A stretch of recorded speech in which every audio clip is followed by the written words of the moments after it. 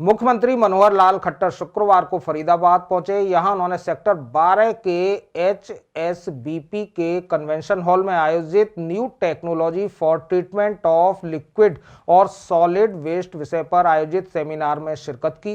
वहीं मुख्यमंत्री मनोहर लाल खट्टर ने कहा कि समय समय पर NGT द्वारा दिए गए सुझावों पर सरकार लगातार काम कर रही है। उन्होंने कहा कि सेमिनार में जो भी सुझाव सामने आए हैं उन्हें लागू किया जाएगा, लेकिन जनता को भी जागरूक होना पड़ेगा। लोग गंदगी ना फैलाएं और वातावरण को शुद्ध रखें। वेस्ट मैनेजमेंट का विषय है, न केवल हमारे यहाँ का, प्रदेश का, अथवा ये तो विश्वव्यापी एक ऐसा विषय है। और जब तक हम इसको ट्रीटमेंट के नाते से इसका कोई रास्ता नहीं निकालेंगे, तब तक मानव जीवन में बहुत सी दुर्लभ यानी होता जा रहा है और बीमारियां भी घर करती जा रही हैं। तो इस इनिशिएटिव में मैं सबसे पहले तो आभार प्रकट करूंगा हमारे NGT के चेयरमैन जस्टिस आदेश गोयल जी का, कि इन्होंने समय समय पर जो भी हमको मार्गदर्शन किया और जैसे भी फैसले दिए, उन सब फैसलों पर हम हरियाणा के अंदर बखूबी शब्दशाह उसको लागू करने का हमने काम किया है। और पिछले दिनों में कोई लगभग 1.5 महीना पहले एक सेमिनार चंडीगढ़ में हुआ था, वहाँ भी कुछ विचार विमर्श हुआ।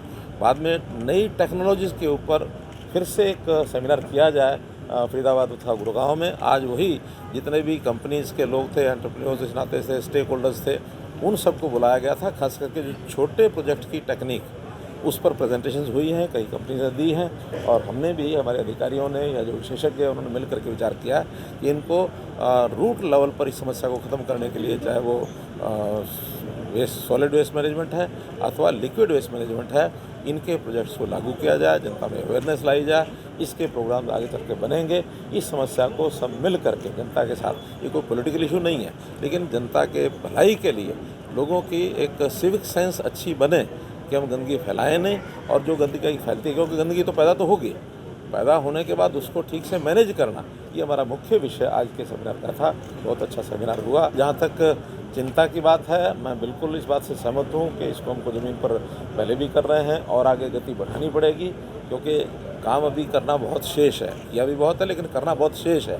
जो शेष है उसको हम लागू करेंगे और आगे लोगों में भी जागरूकता पैदा करेंगे कि इस प्रकार की जो गंदगी है उसका कहीं ढेर भी ना लगने दें। और उसको मैनेज करने के लिए छोटे प्रोजेक्ट्स की ओर जो सोसाइटीज़ हैं, जो बिल्डर्स हैं, डेवलपर्स हैं, वो भी आएँ। ये जो RWS हैं वो आएँ, ताकि अपने अपने मोहल्लों में वो सॉलिड वेस्ट के और लिक्विड वेस्ट के छोटे प्रोजेक्ट्स भी लागू कर सकें। और जहाँ तक सराहना की बात है, मैंने पहले भी कहा है कि जिसकी सराहना की जाती है उससे नहीं पूछा जाता, जिन्होंने सराहना की है उनसे पूछा जाता है। तरीके से ये पॉल्यूशन बढ़ता जा रहा है, कोरोना काल में उद्योग बर्बाद हो गए, क्या इनको राहत नहीं दी जानी चाहिए? नहीं, राहत प्रदूषण करने की कोई राहत किसी को नहीं दी जा सकती, क्योंकि कौन देगा राहत? उससे अफेक्टेड कौन है? सिर्फ सरकार अफेक्टेड नहीं है।